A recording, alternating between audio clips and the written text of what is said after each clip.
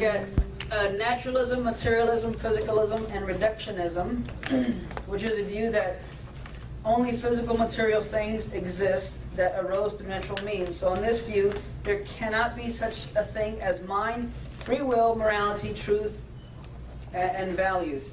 Now, here's how we're going to approach this one here. There are some instances where two things cannot be true. You feel me? So if, for example, if I say an unstoppable force exists and an immovable object exists. Now, both of them can't exist. Why? Because if one is unstoppable and one is unmovable, what happens when they meet? One moves or one stops. Either. Something's going to happen, right? So they can't both exist. So it's either one or the other. Now, if naturalism, materialism, physicalism, if this worldview is true, there are some things that cannot exist. Now we're going to have a little bit of fun. I mean, I think we've been having fun the whole time, but this is something I really like. If all there is matter and nature and nothing beyond that, then there is no room for the mind being independent of the brain, and there is no room for freedom of the will. If naturalism is true, that means all you are is a physical body and nothing more. Let's look at that for a second.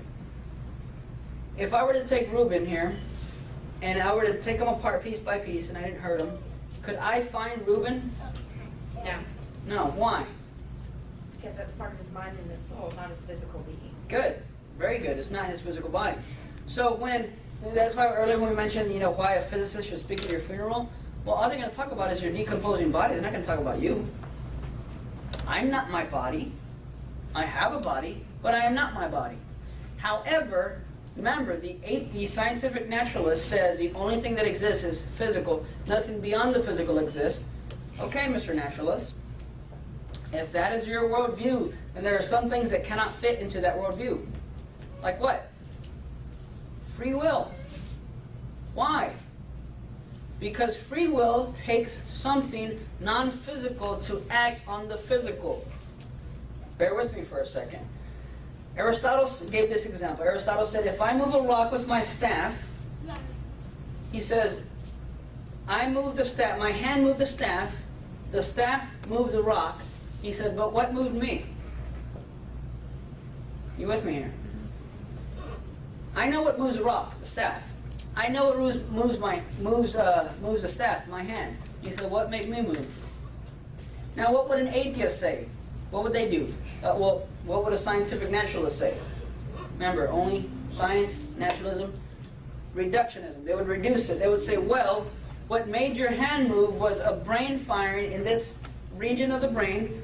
A firing electrical impulse went off in the brain that made your hand move, made the staff move, made the rock move. See? It's all physics. It's all natural. Okay. What made that firing fire? Because if you say what made my hand move was something firing in my brain, what made that fire? Okay, well there's another part of the brain that fired, that made that fire, that made the hand move, that made the staff move, that made the rock move. All physical. Okay? What made that fire? You see my point. My point is eventually there has to be a stopping point so where if I have free will, something non-physical has to act on the physical to make things happen in motion. So, just as God is an unmoved mover, God made everything come into existence, and He is the one that causes everything, you too are an uncaused cause of your free will. However, the only way you can be a cause of your own free will is if you are not a physical being, a purely physical being. Let's dissect this a little bit.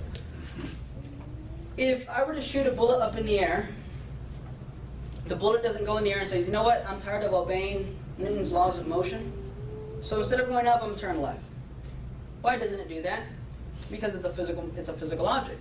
Physical objects can't have free will because physical objects have to operate by the laws of physics and chemistry. So everything is predetermined to operate in a certain way. It has no free will. I don't go up to a Coke machine, put in $1, and push a button and it sings a song to me. Why? Because it is operated as a machine that is built to act a certain way.